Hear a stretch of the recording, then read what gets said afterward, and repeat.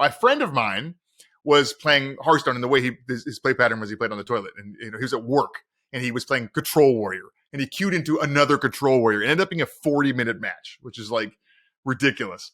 And at the end of the match, he stood up, but his legs had fallen asleep, and he collapsed on the floor and broke his leg.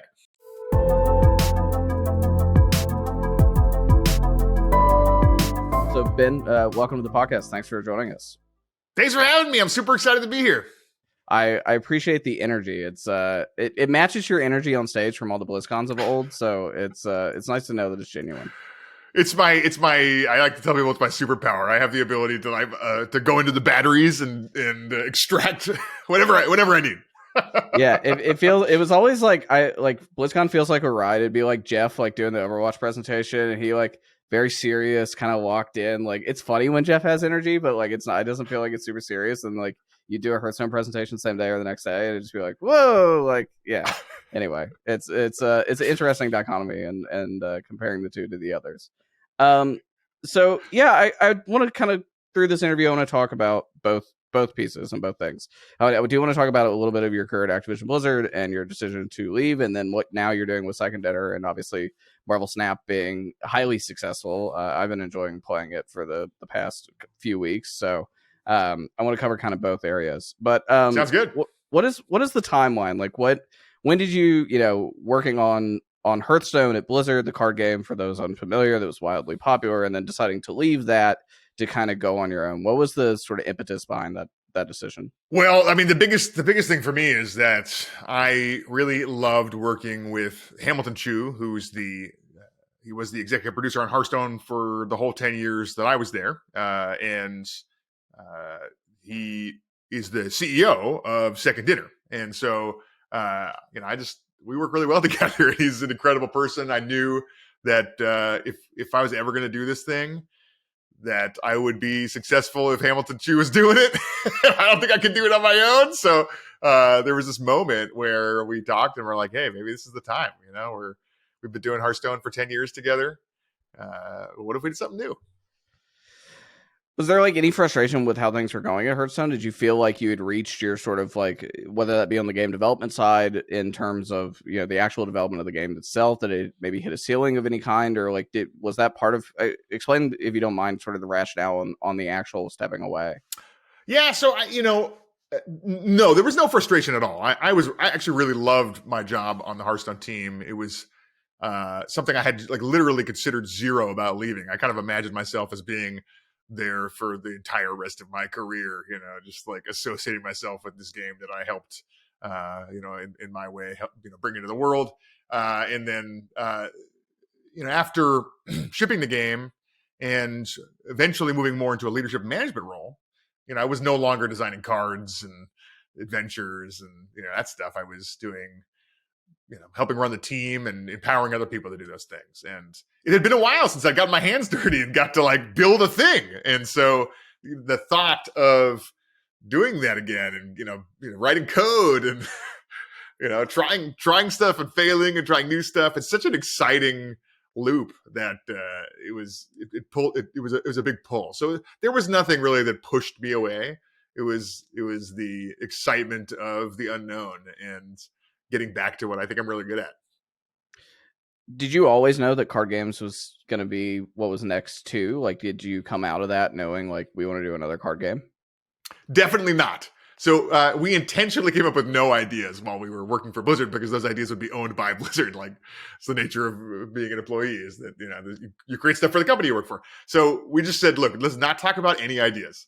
Like, we're going to start this company, and then day one, we'll be like, okay, time to come up with some ideas. So the first thing we did was, like, get a whiteboard from, we had no money, right? We're just, like, two doofuses with no jobs.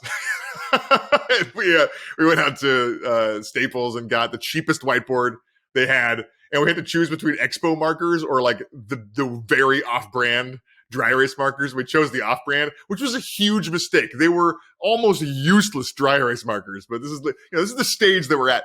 And we wrote a bunch of ideas for like different games we might want to explore. And we actually prototyped a bunch of different stuff before eventually finally deciding to prototype a card game. I know in 2019 that you all both got a $30 million investment, which in this current economy seems wild. It doesn't matter, I think, how experienced you are in a world where like venture seed investment is so like incredibly difficult for everyone to fundraise, even in the games industry, which is like still kind of lightning in the bottle from a game development perspective. Uh, and then you got the Marvel license simultaneously. Were you pretty set on doing ultimately what Snap is today prior to all of that, or was that sort of a catalyst to move into building this? Because obviously it's such a rich IP. Marvel IP is. Yeah, no. So we announced those deals in 2019, but they happened in 2018, very quickly after we started the company. And so we did not have a game idea at the time where we got our initial investment. And we did not have a game idea at the time in which we started talking to Marvel about making a Marvel game. In fact, that was what helped us determine what kind of game to make. We had a couple ideas for some really fun things, but when we imagined like tweaking those ideas to make them Marvel games, it didn't feel like we were doing justice to the Marvel IP. It felt like we needed to, from scratch, design a game that would be just like a perfect Marvel game. And so that was like the impetus for Marvel Snap, is we wanted to focus on the heroes and villains and make a card game where that's the start. There's only one card type in Marvel Snap. It's just the heroes and villains of the Marvel universe. So walk me through the process of getting that IP, because I actually in 2020, at the end of 2020, got the opportunity to interview a couple different times some of the folks from the Insomniacs side of things, and obviously they have a really deep relationship with Marvel games, and I got to interview Bill Roseman as well from the Marvel side awesome. of it, and on the license front. So I got to understand a little bit of the collaboration process that Marvel has with games, and I think Disney is not opted, at least at this point, to kind of create an internal game studio or like kind of self do everything, all the build up. They are still in the license game. Like news this year that they've licensed out certain Marvel IPs to EA as well for them to go build things after success with things like Jedi Fallen Order in the single player field. So what was it like going to get that IP and working through that process?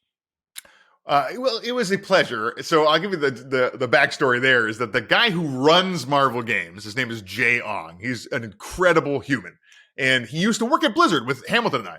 And so when he went over to run that org, his vision is to just like make awesome games. Like the world, since Jay is just like the Marvel games have been off the chain. They're just incredible games, and a lot of that is his vision, and the team he put together is just like insane, right? Like Bill Roseman's just like one of the best humans ever to live. And like really nice guy. Their business team is like absolutely bonkers. I used to work in licensing at Blizzard, and we were just not even close to as good as this Marvel Games team. It's like, it's stunning. So he was reaching out to, find partners that could execute his like incredibly like inspirational, aggressive vision for awesome Marvel stuff. And he called up Hamilton and said, "Hey, look, I know you guys can make awesome stuff. If you start a studio, we should work together. We should make something." So we kind of had the inkling that we might be able to work with Marvel even before we started the studio. You never know, but we were, obviously we're huge Marvel fans, and they were looking for partners who can make awesome stuff. They release things that make an impact on the industry and really, subvert expectations, especially for what like a mobile game could be. Yeah, when I did that interview with Bill a couple of years ago, something that we talked about a lot was sort of how they enhance the IP. I mean, it was very clear, him being on the other side of the video call then, that like I was dealing with somebody who was a comic book nerd and like interviewing somebody who was a comic book nerd and really liked the lore and the history of this IP and tapping and finding and helped create it, right? Like yeah. What a legend. Yeah. Exactly. And one thing that's very clear about y'all's game is, and it's even hinted at in like what the trailer that you all made with Samuel L. Jackson, where he's reprising his role as Nick Fury, that like and Squirrel Girl is like one of the lines in that trailer, and it's like this is not just the Avengers MCU level heroes that are in this game that have a lot of depth. Like, you guys are really pulling from sort of the catacombs and corners of the Marvel universe that are bigger than just and deeper than just kind of what people are familiar with in general entertainment. So walk me through a little bit of that and like how you chose kind of what to tap into and working with Marvel to figure that out. Yeah, well, it's interesting because every expression of Marvel is potentially someone's first experience with Marvel, right? Yep. Like for some people it was the movies, for some people it was the old TV shows, for some people it was the comic books, for some people it was Marvel versus Capcom 2, or my son's first experience with Spider-Man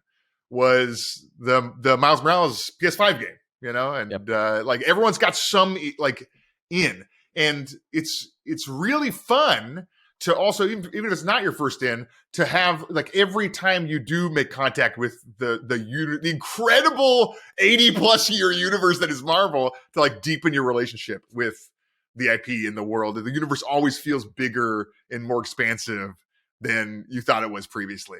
And so, it's not just about, Captain America and Iron Man or whatever. It's about the whole world. And so, yeah, we just to do all the big stuff, right? We like all the characters are in there, but like we went deep, right? We went like to Infinite and Leech and Yep. A bunch of characters that probably most people don't know about. And some of that stuff comes from just like my favorite comic books, right? Like I really enjoyed the Ultimate series with Black Panther, Captain America, America Chavez, Captain Marvel, Spectrum, and like their stupid team with like Infinite and Galactus, and like it's like an insane comic book series. I loved it, and the Infinite was just such a fun character. So like I was like, yeah, screw it, we're gonna make an Infinite card.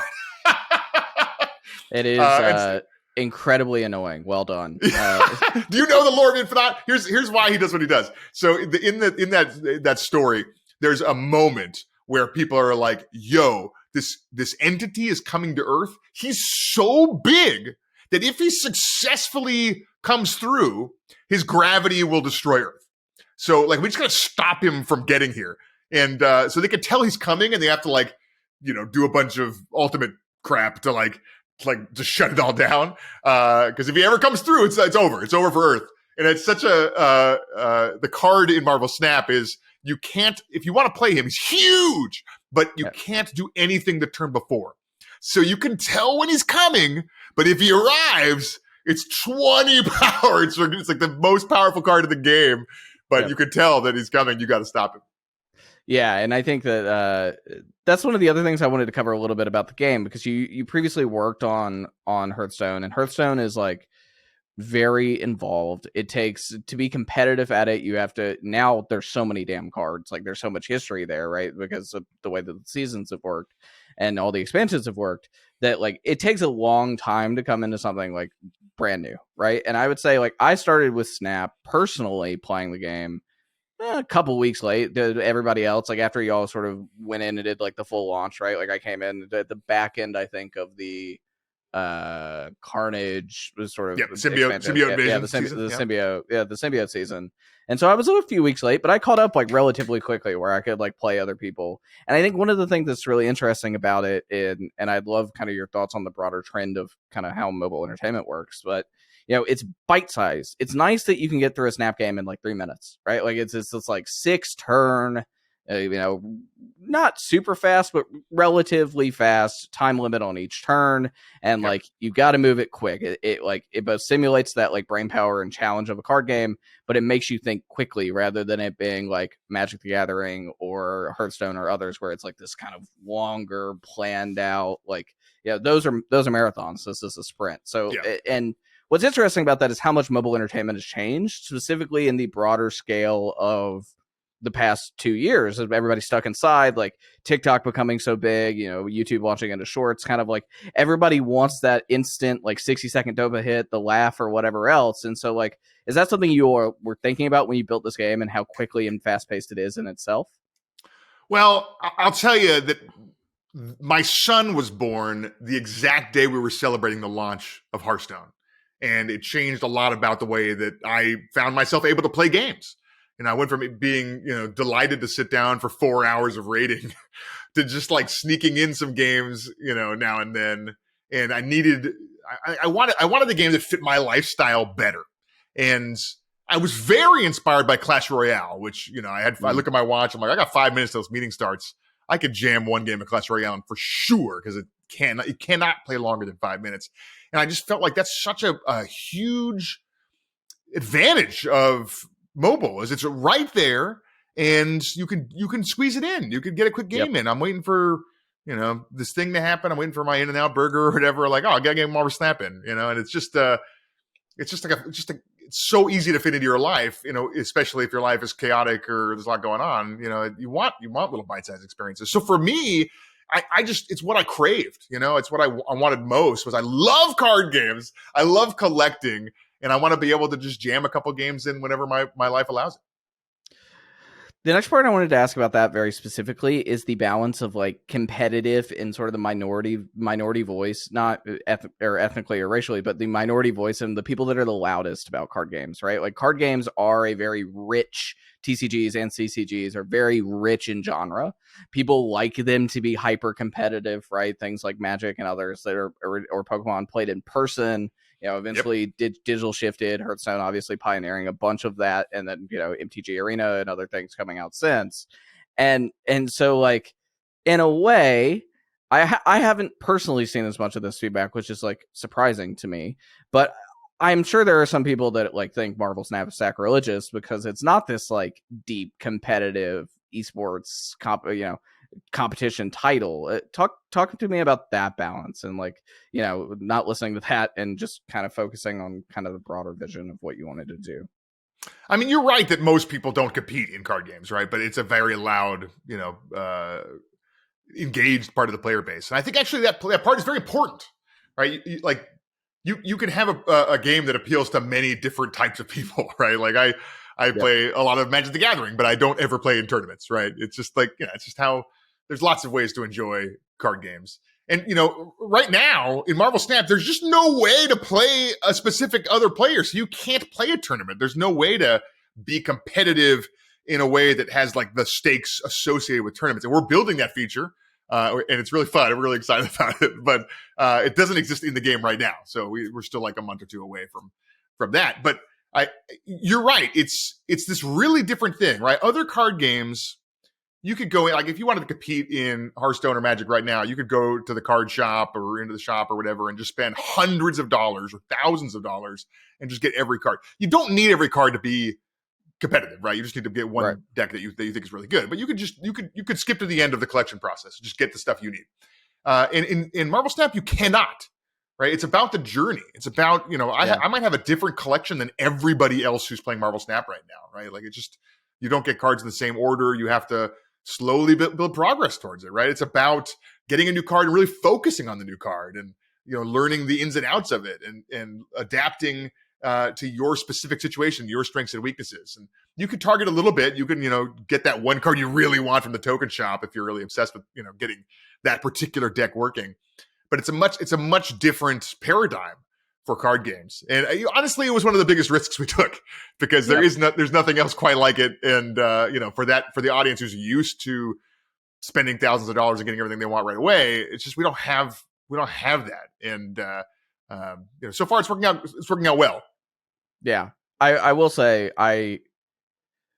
towards the end, and we were laughing before we went on recording that I like sat in Penn Station and spent like $350 on Hearthstone one day during a train delay. Like, part of what bothered me and drove me away from Hearthstone as a game, frankly, is what felt kind of like predatory monetization. The fact that, like, to be good at it, to get the cards, like, not only did I have to get really lucky opening packs, but to like get kind of the cards that were in meta that were the best cards in any given month or whatever, depending on patch time, it was a lot of spending, a lot of spending, and I think a lot of people grew frustrated with Hearthstone and that over time, versus something like League of Legends, for example, which I think is, I've made that comparison to Snap and the leveling system, is like, yeah, you can get to a certain place in Snap faster by spending money on things like the battle pass, etc., but you don't have to. It's an optional spend, right? It's not a sort of you have to spend to be good at this.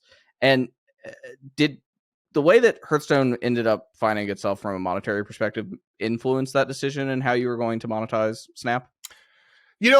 I'll just say I actually love packs. I collected Marvel trading cards when I was a kid. I play a lot of Magic and It's just like something. It's just something like joyful. It's like opening a present. I just love surprise, and I loved it. But I think that model just didn't work for the type of game Marvel Snap is.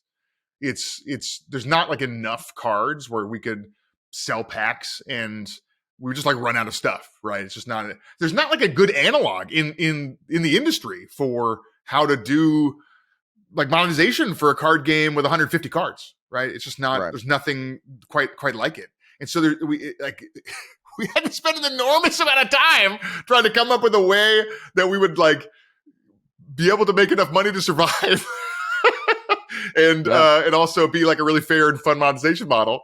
And, it took like most of our development timeline to try and figure some of this stuff out. And I think at the end of the day, we ended up somewhere really, really fun, which is that, you can, one of the biggest influences was Pokemon Go. Because it's a collectible game where you can't buy packs of Pokemon. You can't just like buy the Pokemon you want. It would ruin it, right? It would be lame. And instead, you have to work for the Pokemon, but you can pay to speed it up, right? And so the players who are really dedicated can buy incubators and incense and lures and stuff if they really want to. And and they can get stuff faster, but you don't have to. And the way these things work is that most people don't pay any money, and that's great, right? It's like you want that experience to feel really good. Right. And you also want to offer things for players who do really want to spend money so that, we can keep the lights on and keep making more awesome cards. Yeah. I want to ask about that too, monetizing mobile games, because I think like we've seen a ton of like sort of call it MVP stage mobile games launch, like, minimum viable product for the non-investor types that not in this call and listening, but sort of the MVP style mobile games, and they get this massive pop, but then like nobody spends money on it. Right. Like, and I've like gone through, like I've gone through a little bit more of this, like playing mobile games in my free time. So I spent like several months and some money, $30, $40 on BeatStar, because I like have a really big affinity for rhythm games in my life, and long history with Guitar Hero and Rock Band in the past as well. We need a relaunch of Rock Band so bad. What's going on? You need to call your old boss Bobby Kotick and tell him to. I'll let him know. Yeah, relaunch. I never met that guy, but if you're listening, Bobby Kotick, come on, you got the power. yeah. So I miss those. I play rhythm games, Beat Saber and Nautica and stuff in VR, but it's just not the same. So good. It's not as fun as the like peripheral, sort of. Yes, what an incredible era for rhythm games. Those few years. Absolutely, and introduced people to a shit ton of new music. It's awesome. Yeah. Like I'm a zillennial, as one would say, and I found a lot of my music through rhythm games early on in my life, which is it influenced the way that I think about music. But yeah, where I was going with that is basically like, mobile games is still sort of this like kind of untrenched system. It's still very young in its way, and some do make a lot of money, but a lot don't. And so from a developer sort of executive hat of like, you got P&Ls and projections to meet, like, how do you think about that, and how you sort of the narrative telling that you're saying to players of like, hey, help us by, I think it's even harder too with a younger audience, people that play your game, because like they generally don't think corporations need money. And so when they see something like a Marvel IP, right, like they don't know, assuming they don't know who Second Dinner is and don't know that you guys are like a startup game studio that's actually behind it, but they say like Marvel and they're like, why the fuck does Marvel need money, right? Like, I already paid to see their stupid movies or whatever, right? Like that people think that they do think that way. I think they truly do think that way, even if it is a small startup team. So how do you like fix that through the narrative? Well, I'll say that our number one thing is we got to make a fun game, right? If we don't make a fun game, none of the rest of it's just like nothing else matters.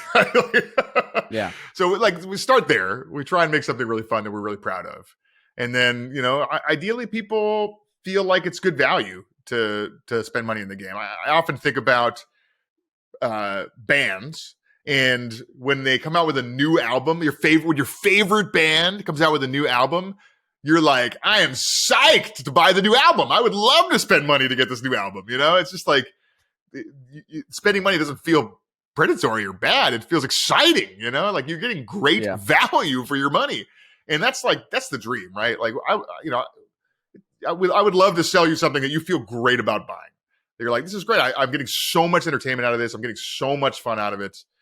Let's do it. Yeah, it's a good deal for me. I feel good about spending the money, and that's the goal. If you could get there, I think then you're doing amazing stuff. But how do you prioritize what's important? Like, I would imagine what's important right now, since you guys are still, kind of 2.5 months since you started doing you've been around longer than that with the game, but like the big launch, I think, started about 2.5 months ago. October 18th. Yeah, right. So, we're about 2-ish months out from when you started doing the huge marketing rollout and activating creators and putting out that trailer I was referencing earlier. Yep. It's, I would imagine at this current stage, downloads is the big important number. Just getting like bunch of people in the game and daily active users, monthly active users, etc. Eventually, I'm sure revenue matters a lot more. So, like, building that balance, how is that built? I don't know, man. I'm just trying to make fun video games. You're right. At the end of the day, right? Like, you're advertising. If you spend more money on advertising than the money that you're bringing in, then yeah, you're negative, right? Like, it's just not, you're not going to survive very long, but if at the end of the day, people, enjoy what you're building and want to spend money on it, and you can make more money than you spent, then you have extra money, and it's great. You can keep making video games, right? You can make more video games. So that's the dream, is that someday we make, more money than we spend, and then we can make more video games, and we can keep making Marvel Snap. But like the path there that I focus on is this game super fun? Right? If like players are, there's all these numbers that, like people call them KPIs and stuff. And it's like, at the end of the day, it boils down to, are players continuing to play the game and having a great time playing it? And if they do, and you have like opportunity for them to spend money and they spend money, then eventually the numbers will work out. Right. And like, we want to like boost numbers by 10%, or whatever. But like, it's make it fun. That's the most important thing. Next part I want to ask is kind of sort of a two-parter. First, I want to ask about actually like the card ideas and the way that they work with one another. So like obviously like any card game, there are synergies, right? Right now I'm running in Marvel Snap a sort of apocalypse culling wing, like, just sort of destroy discard deck that's, for those uninitiated in the Marvel Snap player base here, essentially your goal is to destroy this one card as many times as humanly possible. He gains 6 power every time you do it. You drop him on the field, and he's just like this massive thing that ends the game, and you win it all out. I was playing a Carnage based deck where you just want to destroy a bunch of things and power up Nova and whatever else. But it's very clear that those synergies exist. But how are you coming up with those synergies and thinking about the long-term path of like introducing new things while continuing to build out the ones that already exist? Well, in general, when you're designing cards, you have to imagine what we call the design space. So there are different elements of the game. There are cards. There's 2 numbers on each card. There are locations. There's zones, right? Like their hand, the locations, the discard pile. There's ways that those interact. You can move between zones. You can create new cards. You can add power. You can remove power. You can increase cost. You can reduce cost. And all of this stuff, the ways in which these different elements interact, that's the design space. And if you fill the design space with every possible card, you've just made there's an Excel sheet of a 0, 0, a 0, 1, a 0, 2, a 0, 3, a 1, 1, a 1, 2, like everything with every piece of card. There's like a finite-ish number, especially of like realistically good stuff. And so as designers, we're kind of just like we're like, what is possible? Oh, you could move a card from your hand to the discard pile. That's discard a card. Okay, that's interesting. You could when a card tries to be discarded, you can put it back in your hand with extra power. And so you're kind of like running through all of this stuff. The other thing is, once we create a card, let's say we create a card with a downside, one of the most fun things for players to do is like overcome a downside, right? Like, oh, I was going to discard a card, but instead I just make Apocalypse stronger, put it back in my hand. I'm a genius, it's a really fun thing for players to solve. So often when we make a card with a downside, it's really a puzzle for players to figure out, like, how can I get around, this downside? A lot of the time we look for narrow designs. So a design where you don't just throw it into any deck, but it does something very specific, like Silver Surfer in the new season pass gives your 3-cost cards a bonus. Normally you wouldn't play a lot of 3-cost cards, but with this card, you would build your deck a little differently. What cards inspire you to build your deck a little bit differently? So those are all things that we're thinking about. And in general, we look at, player sentiment and power numbers and think like, hey, does the move deck need more assistance? Do we want to have enough cards that you could build 3 different move decks? What kinds of ways can we push that deck? So there's like thinking about it from the decks that exist thinking about it from the design space that exists, and then thinking about it from creating new deck types that we could push in the future. Well, and I think the hard part, and we saw Hearthstone struggle with this a little bit, is that like as you introduce new things, you don't want to nullify the old things, right? There's always competitive balance issues in any game like this, where like you're competing against someone else. There are going to be some things that are better than others. There are going to be some cards, depending on balance, like that are going to be better than others. Maybe something new comes out, like Silver Surfer or whatever, that kind of changes that dynamic and reshuffles kind of how things work. But like one thing I think Hearthstone did struggle with sometimes is based on balance.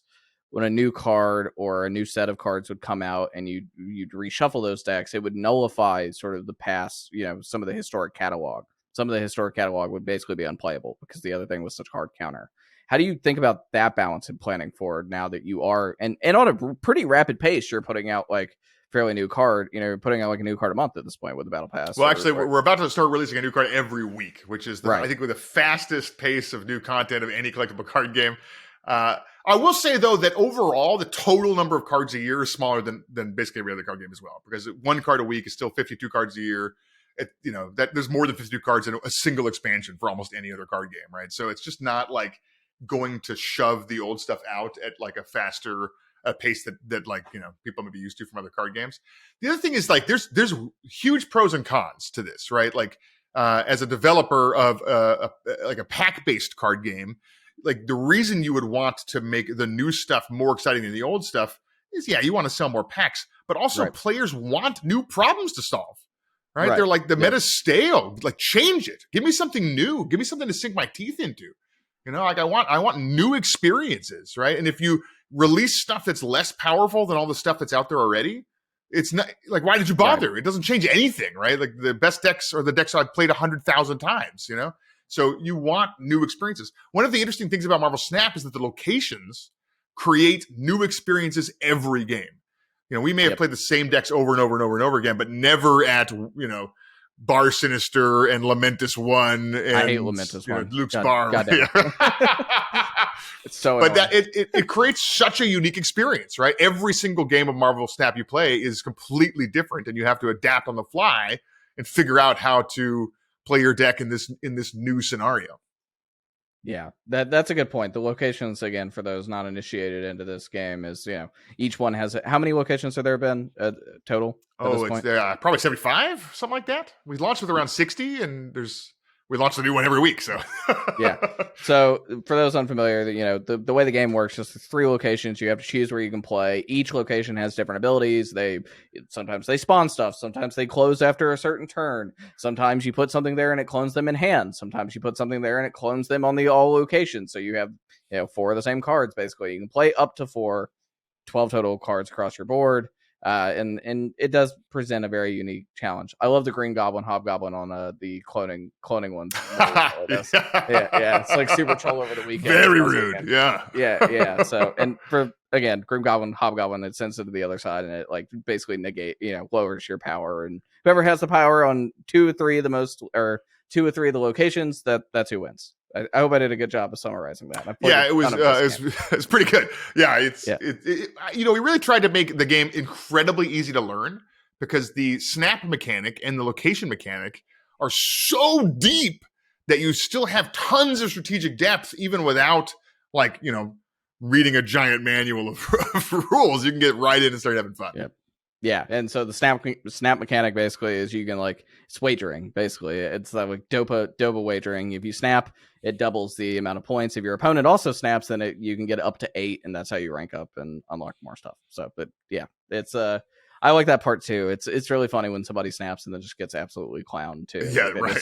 They were like the overconfidence. I've definitely been that person a few times, but it's funny to how many times I've found that person, and also I'm assuming these people are bots or whatever, but the people who on the just do it every single time and do it turn 1, and then they don't play energy synergies. It's very interesting. If your win rate is very high, it actually might be correct to snap on turn 1, but because a lot of people just don't snap enough. They're just not snapping when they could be. They're not pushing risking the limits, and it's should be more risky in their play, basically. Yeah, right. Yeah.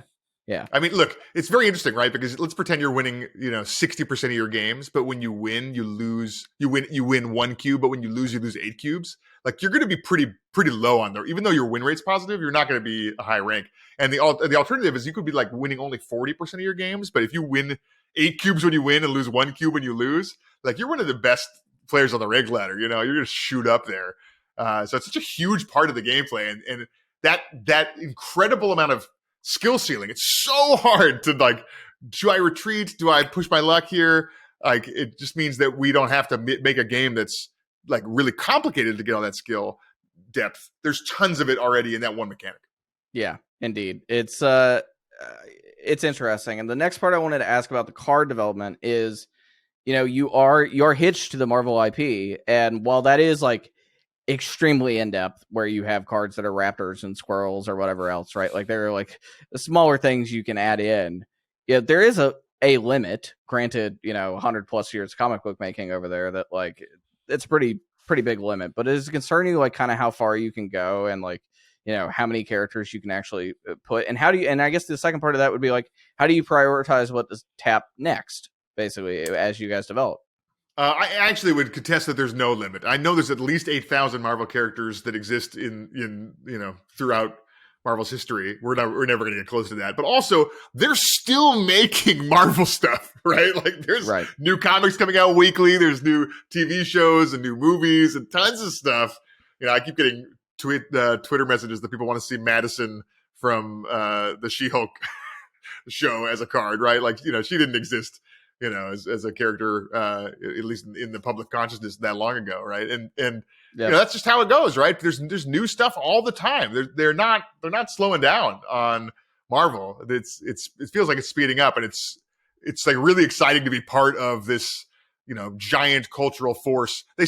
Somebody said this, that Marvel is the greatest creative collaboration in history, right? So many creative people have added to and helped create this incredible world over so many years. It's kind of stunning. So I'm not worried about running out of exciting source material to pull from. And how do we choose? Some of it is just, what we're excited about, right? There's still characters that we're like really excited to explore that are like, near and dear to our hearts. And, like it depends on kind of what Marvel does in their other forms of media, right? Like as new movies come out and we love them, right? Like maybe we should make some cards to explore that stuff. So, we'll see how it goes. Well, that's something, contrasting this interview with the interview I did with Brian Horton and Ben Arfman at Insomniac, who made the Spider-Man PlayStation games, or worked on the PlayStation Spider-Man games. There was in those conversations, the conversation I had with Bill Roseman for the feature I was working on 2 years ago was like, not putting the pressure to sort of line up with the other things that Marvel is doing. You all kind of already have in some instances. So like you launched your Black Panther Wakanda season at the same time that Wakanda Forever came out. And how much of that is that balance? Like, obviously like it's exciting when you have a movie out, then you have the Marvel Snap Pack or Battle Pass that is, 1-to-1. But I'm sure at some points that can also kind of feel like a little bit limiting. So what is the balance there of like kind of lining up and kind of going on your own?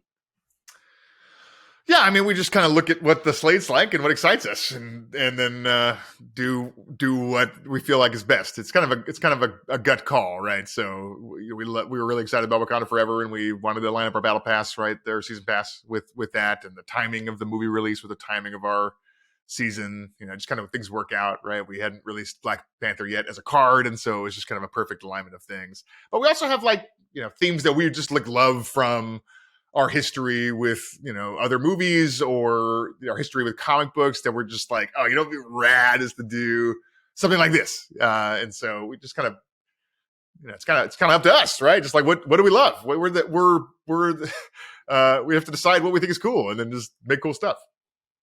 Is there any directive to do that, or is that sort of self-directed at the moment?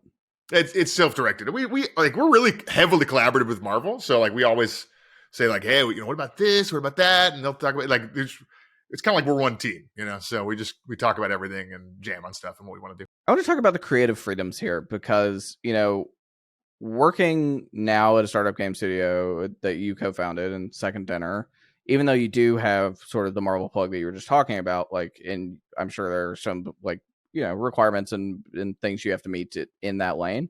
You are independent. You do have freedom. I'm sure there will be other second dinner games besides Marvel Snap down the pipe that you guys are constantly thinking about what to prioritize and go chase and build and get excited about. But you used to, when you were at Blizzard. Blizzard is they're a AAA studio, massive game, one of the biggest games publishers in the world, and they have like very, very stern directives. Like, you can start projects, but you got to get a lot of buy-in. It's a whole different corporate culture. And so I want to ask, sort of, if you could, comparing and contrast what it was like working there and trying new things versus what you're doing now, and how the creative freedom really that you have and what you're doing. It's interesting. I worked 15 years at Blizzard, and the last 10 of which I worked exclusively on Hearthstone. And so it was not my, and I started on Hearthstone as an associate game designer, so my like visibility into the politics of starting new games was very limited. So I don't know that I'm the world's expert on, how Blizzard, started things up. I know they have done a ton of incubation, that people have heard about over the years. But the biggest thing about starting, doing this stuff at Second Dinner is that we don't have anybody who is holding an axe over our head and saying, "Hey, we might cancel your game at any point," right? Like we're living like we're going to live and die by our own decisions, right? Like we have the power to, just decide to keep going, but also like, we could screw it all up. We don't have anybody, like above us, saving our butts necessarily either. So it's like in some ways much riskier, right? Because there's no support network of other games who are operating really well to save us when we set out on a journey that doesn't work out. Luckily, our journey worked out so far, so that's been fine. And then it's just, it's nice to be able to succeed or fail by your own decisions, by things that are in your control. That's, just a nice place to be in. And it's just by its nature, that's just not how big organizations work, right? They have, not just a Blizzard, just anywhere, right? Like companies have strategic, directives or things that they're trying, and priorities change or whatever, right? It's just like stuff happens. Games get canceled throughout the industry, constantly. And it's just nice to, if we decided to cancel our own game, it's like because we decided to do it, not because someone else said we had to do it, right? So it's just like less fear-inducing of an environment to be in. Well, the other part though is there's not a net. Like at Blizzard, there's a net. Certainly. There's a net. Like if you fail, there's a net to catch you, because like there are other things you didn't work on, other games, etc., that like will offset P&L and make things look fine, or balance things out if something doesn't go well.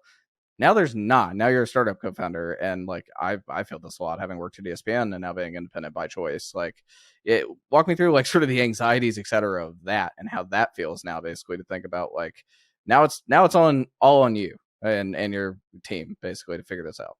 Yeah, well, my brain's a little weird, so I'm a very optimistic person, and so I don't assess risk the same way other people do, right? Everything feels like not a risk to me because I just only see it from the most optimistic outcome possible. So, for a lot of people might be afraid to take a big risk and leave your job with no source of income and try and start up a company. And for me, I kind of imagined it going well. And so it didn't scare me quite as much. Just maybe it should have. I often say it's your strengths are your weaknesses. So in this case, my weakness was exposing myself to incredible risk. But I got very lucky here, so it's worked out. We just had an incredible streak of luck with working with incredible partners, getting unbelievable talent at Second Dinner. The team here is freaking insane. They're amazing. Like I've never worked with a more talented group of men and women than at Second Dinner. It's just wild. We had Adam Boyes, the co-CEO of Iron Galaxy, on the studio a few months ago, and it was actually right in the wake. And for those unfamiliar, please go listen to that episode. But Adam is a former PlayStation executive. He was there for a long time. He helped launch the PlayStation 4, and then decided to kind of go out on his own. And then they built, a battle royale wrestling game, a Rumbleverse, now that is doing pretty well for itself. And when we had him on, we talked a little bit about it was shortly thereafter the Jim Ryan email talking about labor issues and sort of inside the games industry. Your former employer, Activision Blizzard, has had a lot of that the past couple of years. Last summer, for those unfamiliar, they received a lawsuit from the California Civil Rights Division alleging rampant sexual harassment across the company. And it's been this incredible, like, just mudslinging 18 months of reporting that, senior level executives like Bobby Kotick were aware of some of this and allegedly withheld that information from its board. The SEC is investigating for the U.S. Equal Employment Opportunity Commission is settled a lawsuit. The California CRD are still in a lawsuit that's ongoing. And then through all of this, Microsoft is trying to acquire Activision Blizzard to, and presumably fix some of this. They've already talked about that. Phil Spencer has. I want to ask kind of two questions on this. One, sort of your broader thoughts on what's happening there. And then two, I want to ask you a question afterwards, after you answer, about sort of how, looking at everything that's happening there, how that impacts the way you're building a culture moving forward. So yeah, first, like, what are your broader thoughts on what's happening at Activision Blizzard now?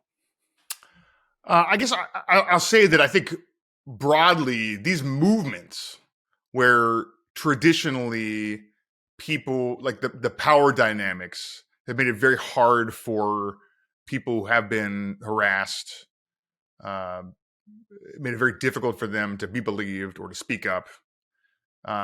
Like, these movements grant power to people who've traditionally not had it. And when they realize that there's actually a bunch of them and they can get in support from like a huge group of other people through things like social media, it flips the power dynamics and gives the power back to, these people who have traditionally not had it, and to great results, right? Like, this is, it's not just the games industry, it's many industries now that have, cleaned house and like done a lot of soul searching about how they've been operating and what kinds of behaviors they've been tolerating. And so it's very encouraging to me to see it happen to the games industry, and to kind of free the voices of these people who felt, silenced and unable to find justice or to speak about what's been happening to them in every industry, but it's obviously hits very close to home in the games industry. So as somebody who's building a studio, there's a couple things that I think this was always important, but these things highlight how important this stuff is. One is, as a person in a leadership position, I need to build a studio where people feel comfortable coming and talking to, ideally anybody, but me, I can personally make them feel more comfortable coming to me to say, hey, look, there was stuff that I feel like could have gone better. And if that's true, then we could do stuff to make stuff better. But even if it's not me, somebody with the power to make stuff better should be able to find out about that. And so if we have a culture where people feel safe to bring up issues, then I think that helps a lot. That really, gives us more opportunities to avoid scenarios where people don't feel like they have, an outlet to express when things have gone badly or things need to be doing better. The way we craft our policies to reduce opportunities for stuff to go badly, right? The way we build our culture to, what matters to us. And then also the way we build our studio, right? We focus, I think it's in a studio that's traditionally been so dominated by straight white dudes. We're like coming from a losing position on being like a really diverse industry. But I think, as a studio who this matters a lot to us, we think diverse perspectives really help us make better games. It's something that we spend like a really lot of time trying to figure out how to make better hiring practices or get encourage new groups of people who are traditionally not from those groups to become game developers and join our company. Those are really important to as far as trying to make the industry better in these ways. Yeah, I think a lot of startups, I think about this a lot now as a startup founder and building kind of our early team and our culture is it's so easy to get caught up kind of in how quickly everything moves and what's the next KPI, what's the next thing we've got to tackle, especially when you're kind of a smaller team and you don't have the resources of a AAA game developer to at your disposal to outsource or whatever else. It's so easy to like get caught up that you don't take that time to kind of step back and think more broadly. What else is happening around us? How are people feeling here, right? Like, and so like even if you don't intentionally mean to not lead empathetically, it just like kind of crosses your mind and escapes you, even if it's not in malice. Are you all doing things that as a new studio to sort of have that time to reflect on what you're doing, to have those open conversations amongst each other about what whether it's the lowest or entry level employee all the way up to the leadership like you, having those broader conversations of what you want second dinner to be and how things work? Yeah, one of the things I really value about like people in general, but we're really lucky to have a bunch of people like this at Second Dinner. Is that I think it's great when people feel like they can speak truth to power and say, "Hey, look, this thing didn't go the way I thought it should go. I think we missed an opportunity here to get an even broader pool of candidates that maybe would have allowed us to. Maybe the best person would have been somebody who's just a little bit different background than everybody else." And I think those things we just have a bunch of people like that, and I think we have a culture where people do, on the whole, feel comfortable talking about that kind of stuff. But also we do stuff like, hey, look, let's make our hiring practices just like the best. And so let's anybody who wants to raise their hand and be part of a strike team to review all our hiring practices and make recommendations on how to improve them, so that we can just be just like industry leading in these ways. Like everybody's welcome.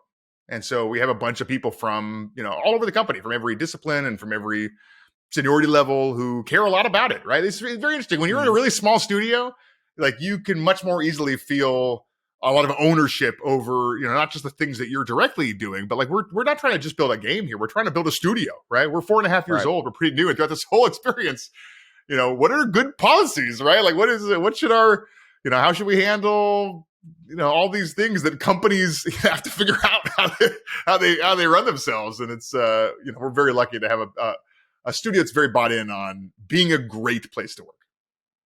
For sure. I appreciate the candor in that answer as well. We'll take first audience question. I had somebody write this one out. This is from Stephen Asarch, who is a former reporter at Newsweek. Stephen asks, sets 4 and 5 just got released with cards trickling out every other week or so. Knowing I'll probably never see these cards, or it will take months to maybe get one, it de-incentivizes me to care about them. How are you dealing with player frustrations around the drop of these sets? Well, I think, one of the biggest things that we've done recently is that we've added this token shop. And the idea is you can get the cards that you want most, right? Like we're not expecting players to get all the cards. You don't need all the cards, right? Like you're building a 12 card deck, not a 156 card deck or whatever, right? You need the 12 cards that you think are going to be the most effective. And so ideally players can save their tokens, and like not every card that comes out is going to be good or is going to be necessary for the type of deck that you want to build. And so we imagine players get going and targeting the exact cards they're looking for, and not having to get every single one that's coming down the pipeline. And there's at basically every point, I think players are going to want more stuff faster, and so we'll continue to be paying attention to like what's the right version of that, right? Should we do we still want there to be goals, right? If there was a moment where some players just had unlocked all the cards and there's just nothing left to achieve at that point, and so we do want there to be new things that you haven't done yet. We want there to be cards you don't have, right? It's more fun to look to the future and imagine this fun time where you achieve some new goals. And so I think it's getting the right balance there is really important. But the token shop helps us a lot for people who are trying to be competitive and get that the card that is the last thing they're looking for their deck. Well, his retort on that was, I spent all my tokens on Thanos, so maybe I'm just a little salty. And I have to say that Thanos is maybe the worst 6-drop card in my opinion among the really. I don't like him. Thanos I don't like him. Oh wow, hot takes. Yeah. I don't like him. So, yeah. So Prame, our producer here, had a question for you as well. He's also been no-lifing Snap, like me as well. And Prame, if this has something to do with the toilet, I commend you. But go ahead, please. Of course it does. Please, Prame, go ahead with your question. So, as someone who's been playing way too much Snap, I really enjoyed Mikhail Klementov's article from Launcher about how playing Snap on the toilet made him wonder, is it bad to be playing this much of anything or doing this much of anything on the toilet? So I have to ask you, what is your thought on making a game so good that it made someone question their gastroenterological health as a result of it?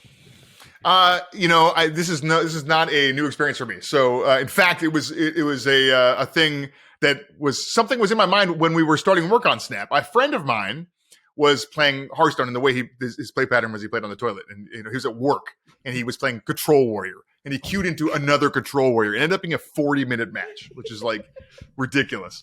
And at the end of the match, he stood up, but his legs had fallen asleep, and he collapsed on the floor and broke his leg.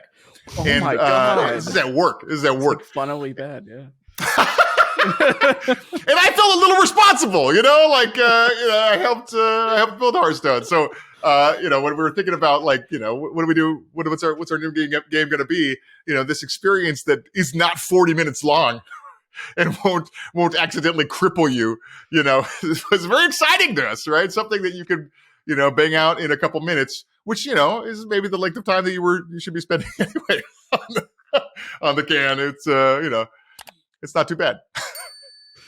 Well, thank you, Ben, very much for coming on the show. Much appreciated. I'm glad Prame ended us out on that one, but we wish you the best. We wish you the best with Snap. We know you got to bounce, but thank you so much for coming on the show. Oh, thank you so much for having me. It's been a lot of fun. Really appreciate it. Thanks for watching Visionaries on YouTube. For more content, please subscribe to the Overcome channel.